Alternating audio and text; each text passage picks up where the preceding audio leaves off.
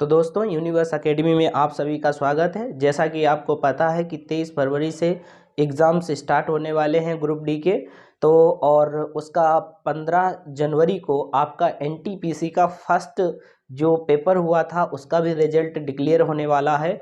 तो इनको ध्यान में रखते हुए हम आपको मैथ की श्रृंखला करा रहे हैं, जिसमें कि हमने 2 चैप्टर करीब कवर कर रखे हैं। यदि आपने नहीं देखे हैं तो आप हमारी प्ले लिस्ट में जाकर उसको देख सकते हैं। तो इसमें आपको हम इस चैप्टर में जितने भी आपके टाइम एंड स्पीड से रिलेटेड कंसेप्ट होते हैं, ट्रिक होती हैं, मैं सारी आपको इसमें बता दूंगा। आप वहां से अपना चैप्टर क्लियर कर सकते हैं। आज हम बिल्कुल आपको ट्रिक के माध्यम से सब चीज़ सिखाने वाला हूं। तो दोस्तों वीडियो को अंत तक जरूर देखें। अगर वाकई में आप मैथ सीखना चाह रहे हैं तो वीडियो को पूरा देखें, और जब तक पूरा वीडियो नहीं देखेंगे तब तक आपके समझ में नहीं आएगा। किसी को जज करना सबसे पहले प्योरिटी ये होती है कि उसका पूरा वीडियो देख लिया जाए। जब पूरा वीडियो देखेंगे तभी तो पता कर पाएंगे ना कि आखिर इसका मतलब ये चैनल पे कंटेंट कैसा मिल रहा है, आखिर कैसा पढ़ाया जा रहा है। अगर नहीं समझ में आ रहा है तो डिसलाइक करके आगे बढ़ जाइए, ठीक है। तो आप पूरा वीडियो देखिए, आपको 100% समझ में आएगा। तो हम शुरू करते हैं। का नाम है समय एवं दूरी। तो हमारा ये चैप्टर है। तो सबसे पहले समय और दूरी का मतलब क्या होता है। सीधी सी बात है, हमें रिलेशन देखना है। कैसा रिलेशन?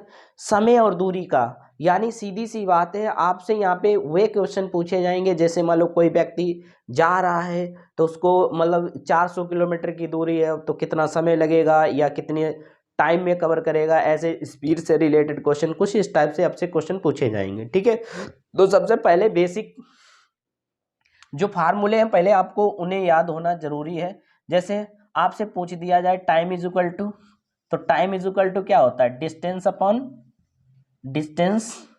अपॉन क्या होता है? स्पीड। एक फार्मूला ये होता है। अगर आपको स्पीड निकालना हो, स्पीड, तो देखिए स्पीड निकालना है आपको तो ये इधर आ जाएगा, टाइम इसके नीचे हो जाएगा। तो क्या हो जाएगा? डिस्टेंस अपॉन टाइम हो जाएगा। क्लियर? उसके बाद में यदि आपको क्या निकालना पड़ जाए, यदि आपको डिस्टेंस निकालना पड़ जाए, क्या पड़ जाए? डिस्टेंस। तो आप देखते हैं इसको निकालना है तो इसकी मल्टीप्लाई करा दीजिए।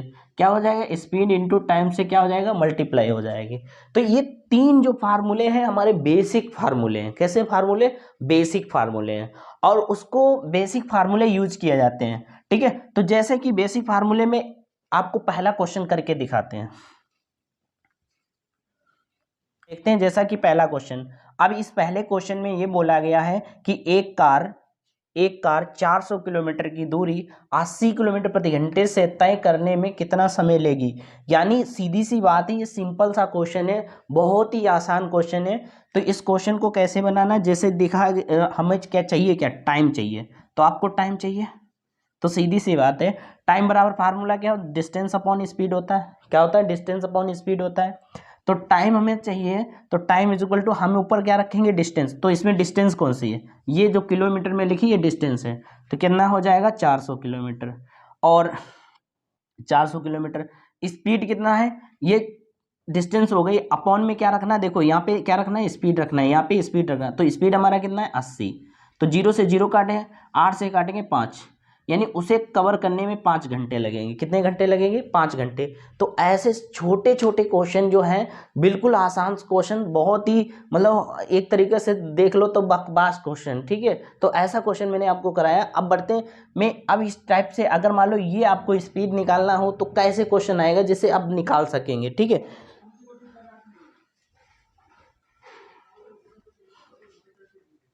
तो ये दूसरा क्वेश्चन से हम इस फार्मूले को अप्लाई करके आपको दिखाएंगे कि कैसे आपको अप्लाई करना है। जब भी क्वेश्चन आए ना तो कैसे अप्लाई करना है। जैसे लिखा है, एक बस 12 घंटे में 720 किलोमीटर की दूरी तय करती है तो उसकी चाल ज्ञात करो। यानी आपको देखा क्या, 12 घंटे में कितना? 720 किलोमीटर की दूरी तय कर लेती, तो आपको स्पीड ज्ञात करना है। तो बोलो स्पीड वाला ये वाला फार्मूला आपको लगा देना है। क्या? स्पीड। तो बोलो सबसे ऊपर डिस्टेंस रखना है, तो डिस्टेंस कितना है? 720। तो आप 720 रखिए। उसके बाद में देखो टाइम कितना है आपका? टाइम है 12 घंटे। आप 12 घंटे लिख दिए, 12 का पढ़िए, 5×6 = 72, तो 6 बार गया, बोलो 60 किलोमीटर प्रति घंटा आपकी स्पीड आ गई कि नहीं आ गई? ठीक है, ये 60 किलोमीटर प्रति घंटा क्या बन गई? आपकी स्पीड बन गई। यानी छोटा सा क्वेश्चन आपको अप्लाई करना है कि इस फार्मूले में कैसे अप्लाई करना है, और इसके बाद हम बढ़िया क्वेश्चन कराएंगे।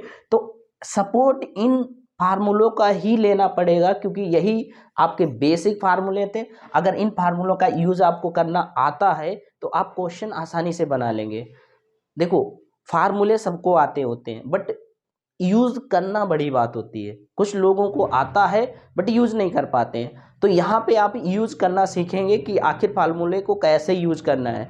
तो अब देखते हैं तीसरा क्वेश्चन, बहुत ही अच्छा क्वेश्चन है, बिल्कुल बेसिक है, बिल्कुल बेसिक। ठीक है, जैसे लिखा, एक कार 6 घंटे में 45 किलोमीटर प्रति घंटे की चाल से चलकर कितनी दूरी तय करेगी। यानी कोई कार है और 6 घंटे चलती है, ठीक है, और कितनी स्पीड से? 45 की स्पीड से। तो आपको ये बताना है कि आखिर वो डिस्टेंस कितना कवर कर लेगी। तो डिस्टेंस का मतलब फार्मूला क्या होता है? जैसा कि ये वाला फार्मूला, ठीक है। तो डिस्टेंस बराबर क्या होता है? Speed into time. तो स्पीड कितना है आपका? 45, तो 45 रखिए, और टाइम कितना है? 6, मल्टीप्लाई करिए, 6×5 = 30 का 0, 6×4 = 24, 24 और 3 27, यानी कितना? 270 किलोमीटर वो दूरी क्या कर लेगी? तय कर लेगी। तो ये तो मेरी बेसिक जो आपके फार्मूले थे मैंने उनको बता दिया है, और आप इन फार्मूलों का यूज करना सीख गए कि कैसे यूज होते हैं। अब बढ़ते हैं आगे, तो आपको आगे दिखाते हैं कि अब कैसे करना है। ठीक है,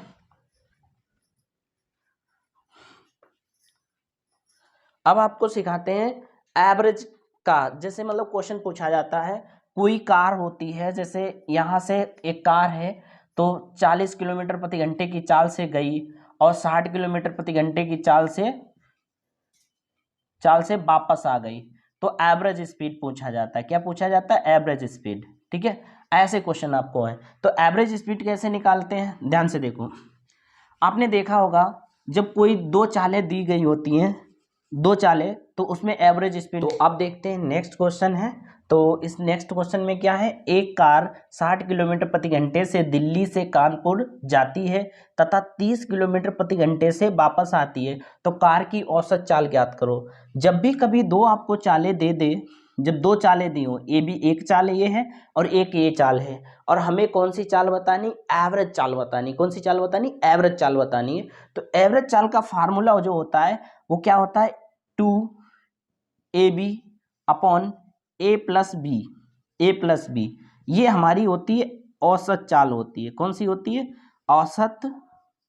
ठीक है, ये चाल है, ये हमारी औसत चाल है, औसत चाल। क्या हमारी औसत चाल है? वैसे तो औसत चाल का एक ही फार्मूला होता है, क्या होता है? एवरेज स्पीड लिख लेते हैं। एवरेज स्पीड बराबर total distance upon total time. Total time, ये फार्मूला होता है, और इसी फार्मूले से हमारा ये बनता है, ये वाला फार्मूला इसी फार्मूले से निकला है, total time and total distance से। तो कैसे निकला, पहले मैं आपको ये फार्मूला जो है ना इसको प्रूफ करके दिखाता हूँ। ध्यान से देखना। मान लो आपको यहाँ से यहाँ तक की जाना है, ठीक है, और दूरी कितना है? डी। दूरी कितना है? डी। तो दूरी डी है, और पहले आप ए स्पीड से गए और बी स्पीड से आप क्या हुए? वापस आ गए। तो ये चालें हैं इतना किलोमीटर प्रति घंटा और ये इतने किलोमीटर प्रति घंटा। तो एक बात बताओ, जब इस स्पीड से गए तो आपने यहाँ से यहाँ तक की दूरी कितनी तय की? डी तय की, और उधर से वापस आए तब भी उसने दूरी तय की, डी। तो एक हमें यहाँ पे निकालना है, हमें समय निकालना है। तो हम जाने में जो लगा समय, आने में, तो हमारा total distance upon total time होता है क्या फार्मूला? यानी टोटल, पहले हम इधर से उधर गए, ध्यान से देखो, जब हम इधर से उधर गए तो मैंने डी कवर किया, कितना कवर किया? डी। और फिर उसके बाद में वापस आए तो एक डी और कवर किया, ठीक है ना। जैसे कहने का मतलब, यहाँ से जब हम यहाँ तक गए होंगे और फिर वापस आए, जब यहाँ से यहाँ तक की गए तो हमने डी दूरी तय की, तो हमने डी लिख दी, क्योंकि ऊपर क्वेश्चन में क्या कह रहा है, total distance upon total time, तो हमारी टोटल डिस्टेंस रखनी है। पहले यहाँ से गए तब डी, अब वापस फिर उतना ही हम चले, फिर डी हमें रखना पड़ेगा। फिर उसके बाद देखो, क्योंकि हमें चाहिए एवरेज स्पीड चाहिए, ठीक है, तो एवरेज स्पीड, तो उसके बाद में नीचे क्या रखना है, देखो बोला है टोटल टाइम। टाइम कैसे निकालोगे, अच्छा डी बटा ए हो जाएगा, ये टाइम हो जाएगा डी अपॉन ए प्लस, क्यों, क्योंकि डिस्टेंस अपॉन स्पीड ही टाइम होता है, डिस्टेंस अपॉन स्पीड क्या होता है, टाइम होता है। तो यहाँ डी बटा क्या हो जाएगा, बी हो जाएगा। अब इसे कैलकुलेट करो तो ऊपर हो जाएगा 2d और नीचे क्या हो जाएगा, हम d कॉमन लेंगे तो बचेगा क्या, 1/a प्लस 1/b बचेगा ऐसे। और इसके बाद में हमारा d से d कट जाएगा तो ऊपर क्या बचेगा 2, एलसीएम लेंगे तो यहाँ पे आपका आ जाएगा a प्लस बी और बट्टे में क्या हो जाएगा ए बी, और ये हम ऊपर ले जाएंगे तो कितना बन जाएगा आपका 2ab, क्या बन जाएगा A B upon A plus B. Overall आपका यही निकला जो आपका ये यहाँ पे लिखा है, यही तो निकला है ना। तो यानी कहने का मतलब जब भी एवरेज स्पीड जो फार्मूला बनता है ना, उसका मतलब ही होता है total distance upon total time होता है, ठीक है। तो total distance upon total time ही रखा करो, ठीक। अभी ये आपने समझ लिया ना, तो मैं इसे रफ कर दे रहा हूं और ये आप याद रखना, तो average speed is equal to total distance upon total time, क्योंकि इन पे क्वेश्चन सब में क्वेश्चन कराऊंगा। पहले अभी तो मैं बेसिक करवा रहा हूँ। तो देखो, तो हमारा कितना हो जाएगा, एवरेज स्पीड निकालना है 2 इंटू 60 इंटू कितना कर दें 30 की स्पीड से, तो 30 अपॉन में दोनों को जोड़ दो, a प्लस बी जुड़ जाएंगे, यानी 60 प्लस 30 कितना हो जाए 2 इंटू 60 इंटू 30 अपॉन में 90, 0 से 0 काटे, 3 से काटे, 3 3 और 3 से काटेंगे यानी 6, 3 दूनी 6, 2 2 दूना 4, यानी 40 किलोमीटर प्रति घंटा हमारी क्या बन जाएगी, स्पीड बन जाएगी। कितना बन जाएगा, 40 किलोमीटर प्रति घंटा स्पीड बन जाएगा। अब अगला क्वेश्चन देखो, तो आपके समझ में आए कि आपको क्या रखना है, 2 रख दीजिए और ए की जगह पे पहली चाल रख दीजिए, बी की जगह पे दूसरी चाल, ए प्लस बी यानी दोनों को जोड़ दीजिए, कैलकुलेशन करेंगे आंसर आ जाएगा, ठीक है। तो ये हमारा क्या निकला, एवरेज स्पीड का फार्मूला निकला है। अब अगला क्वेश्चन देखते हैं।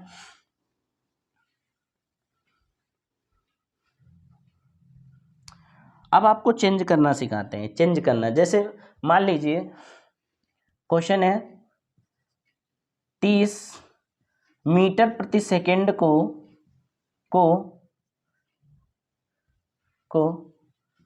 किलोमीटर प्रति घंटे में चेंज करें, मतलब किलोमीटर पर आवर में बदलें, तो इसे बदलना है, तो कैसे बदलेंगे, कभी भी ऐसे डाटा आ जाए उसमें डाटा चेंज करना है, तो आप बताओ हमारा क्या होता है, जैसे 1 किलोमीटर और बटे 1 आवर, तो 1 किलोमीटर में हमें छोटी यूनिट से बड़ी यूनिट में चेंज करो, 1 किलोमीटर में कितने आवर होते हैं, जैसे 1 किलोमीटर में कितने मीटर होते हैं, 1000 मीटर होते हैं, और सेकेंड की बात करें तो ये 3600 सेकेंड हो जाएंगे, कितना हो जाएगा 3600 सेकेंड, ऐसे 1 0 से A0, A0 से A0, 2 से काटो ये 5 हो जाएगा, ये कितना हो जाएगा 18, तो कितना हो जाएगा 5/18, ये हमारा मीटर प्रति सेकेंड बन जाता है, ऐसे अगर मैंने ऐसे रखा तो यहाँ पे हम देखते हैं कि यहाँ डाटा हमारा क्या है 30 मीटर पर सेकेंड है, तो अब हमें चाहिए किलोमीटर। हम ऐसे भी समझ सकते हैं ये छोटी यूनिट है और ये क्या है बड़ी यूनिट है, तो छोटी यूनिट से बड़ी यूनिट में कन्वर्ट करना है, तो इसमें देखो ये बड़ी यूनिट है, तो यानी बड़ी वैल्यू कौन सी है 18 है, तो हमें क्या करना है इसमें जब भी मल्टीप्लाई कराएंगे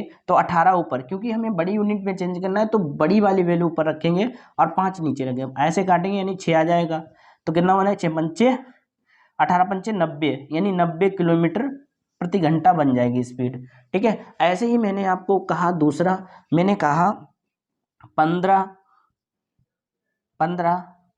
मीटर प्रति सेकेंड को किलोमीटर प्रति घंटे में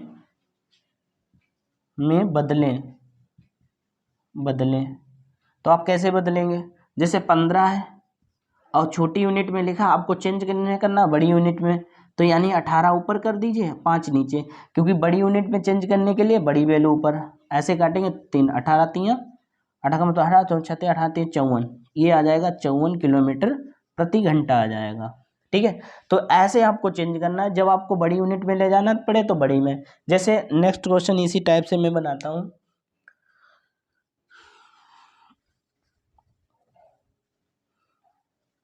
क्वेश्चन है आपका, मान लो लिखा है 72 किलोमीटर प्रति घंटा, लिखा है 72 किलोमीटर प्रति घंटा, और को मीटर प्रति सेकेंड में बदलें, ठीक है। तो कैसे बदलेंगे, अब देखो बड़ी यूनिट से छोटी यूनिट में चेंज करना है, तो 72 को कितने से मल्टीप्लाई करा दे, 72 को हम करा दे 5/18 से। अब बोलो 5 मैंने क्यों ऊपर रखा, इसलिए रखा क्योंकि हम जा रहे हैं छोटी यूनिट में, तो छोटा ऊपर रख दीजिए। तो 18 से काटे, 18 के 18, 18 चौक 72, 4 पंचे 20, यानी कितना बनेगा 20 किलोमीटर प्रति घंटा बन जाएगा। तो ये समझ में आया, ठीक है। यानी ऐसे हमें हर वैल्यू को चेंज करके ही बनाना है। अब दूसरा क्वेश्चन है, जैसे आपका मैं दे दूं, क्वेश्चन है 4, बोला जाए कि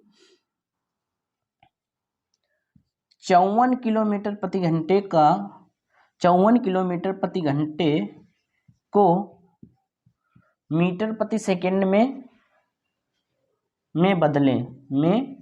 बदलें। तो इसको बदलने की बात की जाए तो बोलो 54 है, 54 ये बड़ी यूनिट है, आपको चेंज छोटी यूनिट में करना है, किसमें, छोटी यूनिट में। तो अब छोटी वाली वैल्यू कहाँ करेंगे, ऊपर 5/18 कर दीजिए, 18 तियाँ 54, 5 तियाँ 15, ये कितना आ जाएगा 15 मीटर पर सेकेंड आपका आंसर आ जाएगा। तो इस तरीके से आपने ये क्वेश्चन कर लिए हैं, और बाकी कल क्वेश्चन कराते हैं पूरा।